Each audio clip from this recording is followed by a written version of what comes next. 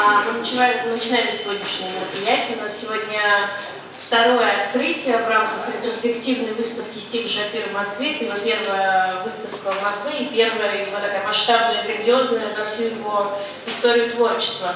Сегодня мы открываем спецпроект, который называется «Семейный альбом «Крестный отец», на котором представлены его фотографии, сделанные во время съемок фильма «Крестный отец». Всей трилогии он работал на съемочной площадке всех 3 фильмов. И на фотографиях вы можете видеть такие закулисные сцены съемочного процесса.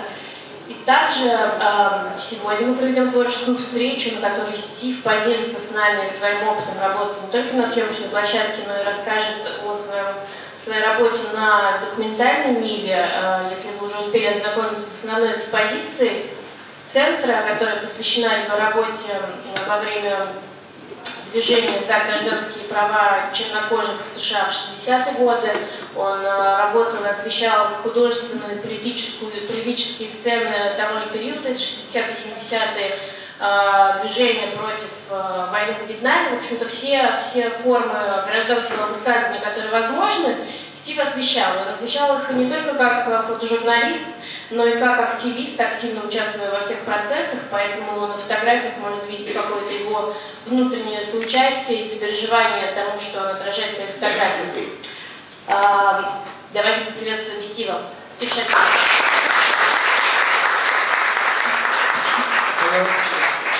Hi, thanks for coming today. I want to talk a little about pictures from my new book, Then and Now, and also from Heroes. I want to talk about candid photography, the difference between black and white, and things like that. So that's what we're going to be doing, okay? Всем привет! Сегодня я хотела поговорить о своих новых фотографиях, которые вошли в мою новую книгу Then and Now тогда и теперь, о своей работе на съемочной площадке и о своих черно-белых отпечатках, выполненных в технике ручной печати, и о разнице между черно-белой и цветной фотографией. First of all, we'll look at some pictures from Heroes of people who really influenced me in one way or another. One of them is Muhammad Ali, who I photographed in 1963 for Sports Illustrated. And I like this picture of him with his little mini gloves. I thought it was very symbolic. I'll keep going. Okay. Hello. Первое, о чем я хотела поговорить, это книга «Герои», вышедшая в издательстве Powerhouse.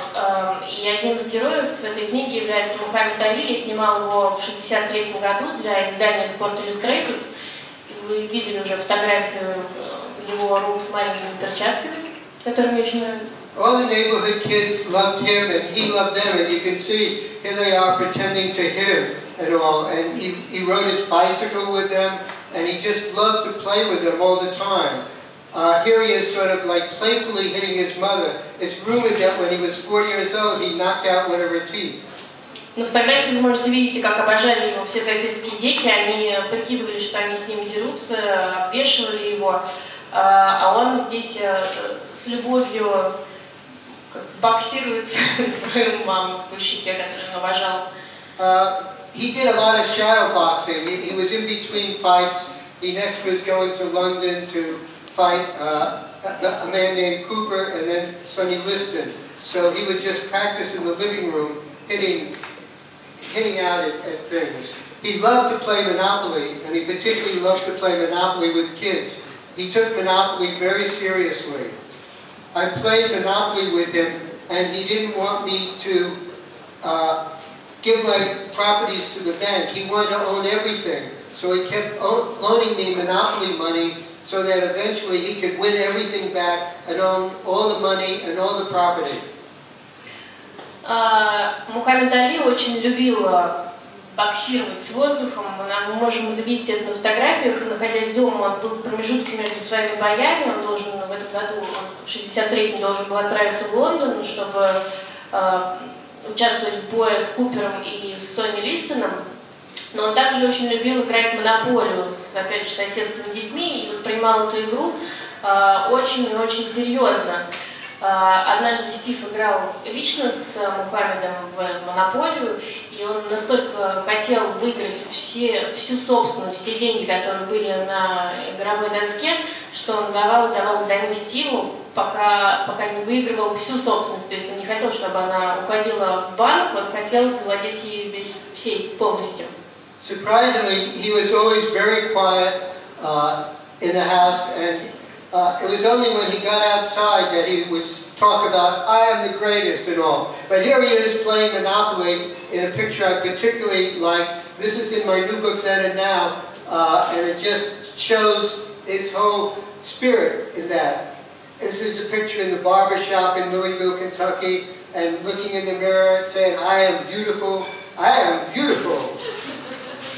Как ни странно, дома он себя вел достаточно тихо и давал волю эмоциям только на улице, раскрикивал, что он лучший. И эти фотографии как нельзя лучше отражают и передают атмосферу того времени, того состояния. Здесь он в парикмахерской смотрит на себя в зеркало после стрижки и выставляется тем, какой он хороший и красивый. This is just with his brother. He's again showing off. You can see his eyes. His eyes have the real Muhammad Ali look in them. And this is a picture of him, you know, with his muscles. But you notice the Monopoly set on the side. На первой фотографии Мухаммед Али был со своим братом, когда он попал в публикацию в журнал. В его глазах вы можете видеть настоящий дух Мухаммеда Али, а на этой фотографии он демонстрирует свои мускулы, и примерно на столике рядом лежит игра «Монополия». Next we come to Andy Warhol. Andy was really a very, very, very quiet person. He was very introverted. He generally was quiet with everyone. He was really good at marketing himself and marketing the paintings that he made. Here he is this is in the factory, and this is Andy with weights. Следующий у нас Энди Уорхол. Энди Уорхол был очень тихой и спокойной личностью, такой интроверт, но тем не менее он был очень хорош в собственной раскрутке, в маркетинге самого себя как артиста и в промоушене своих картин и продаже. This is a contact sheet I took, and you notice the girls in it keep changing their position, and Andy just stays exactly the same in every frame. Это контактный лист, который я сделал. Вы видите, что на каждом кадре девушки меняют их позицию, меняют свое положение, а Энди остается прежним. I had an assignment from Life to do a picture of the painting of the little girl by Keane. And Keane was an artist who did these pictures of girls with big eyes. So I asked Andy if he would be in the picture, and so he's imitating the girl behind him. Журнал Life отправил меня делать историю о картине о маленькой девочке Ким с большими глазами, и я попросила Энди позировать мне на фоне этого полотна и изобразить для себя эту девочку. This is a picture of him with the rabbit, which I like. I don't think anyone else likes it, but I love it. Это фотография Энди Уорхола с кроликами, и она мне нравится. Я не думаю, что она еще будет нравиться, но мне она, тем не менее, нравится. And Andy is famous for directing all those underground movies, which he did in the factory. In the background, you can see he did a painting of a woman with a broken nose. Энди Уорхол также знаменит всеми теми фильмами, которые он снимал и режиссировал в своей студии «Фабрика». И на заднем плане вы можете видеть его полотна, которые он также создавал в то время. Это живопись женщины со сломанным носом. And this is a scene from one of his films called Camp, and you notice all the people in it are real characters. What Andy did is he allowed all these actors to become their unique selves and put on the costumes that they liked and just become the people who they thought were the most eccentric that they could get away with.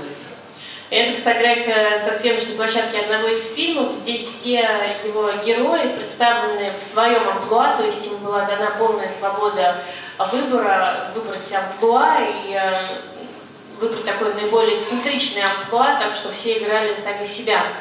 This is the most amazing picture of Andy that I ever took, in the sense that he's smiling. He almost always had this look like this. In almost every picture you've seen of Andy Warhol, he's either like this or very, very quiet. And in this picture, he's actually smiling. He looks human. Это одна из самых невероятных и редких фотографий, которые мне удалось сделать. Здесь Энди Уорхол улыбается, потому что обычно на фотографиях он принимал статичную позу, прикладывал палец к щеке и оставался неподвижным, а здесь он улыбается и даже похож на человека. This is the picture of mine that probably has most been reproduced. It's Andy Warhol's entourage. The person on the left was the director of the contemporary art at the Metropolitan Museum. Edie Sedgwick was, of course, the star of Andy Warhol's pictures. There's Andy, and on this side, drinking the drink, is his assistant, who probably did, it's Gerard Belanger, who probably did half of the paintings that are credited to Andy Warhol, because he did a lot of the silk screens himself.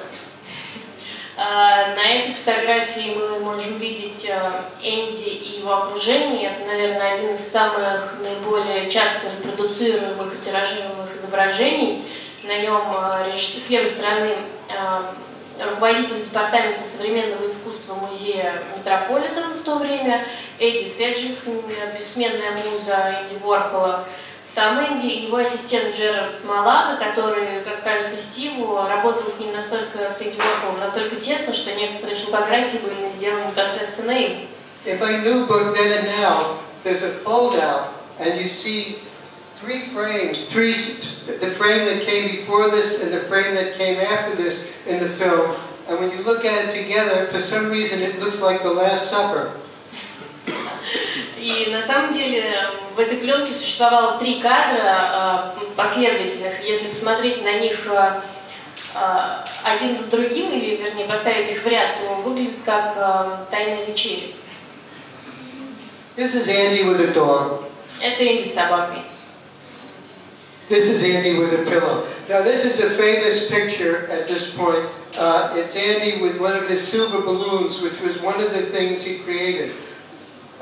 When I started working with Andy for Life magazine on a story, at that point everyone was laughing at him and thinking that he was like a totally unimportant artist who was sort of a joke. And when I finished a few years later working on the story for Life, he had become an enormous icon and considered one of the most important painters of the 20th century. На этой фотографии Энди с подушкой, на самом деле он здесь с таким серебряным шаром, который он сделал собственноручно в галерее Костелло в Нью-Йорке. И когда Стив начал работать над историей о Энди Уорхоле для журнала Look, все посмеивались над Энди и считали его таким каким-то смешным и совсем не художником, но к моменту завершения этой истории, этой серии фотографий, Энди уже воспринимался всеми как икона, уже движение его парка получило свое развитие, и воспринимался всеми как бессменный фигурант на актуальной художественной сцене. This you may know, this is Nico, Andy, and the Velvet Underground.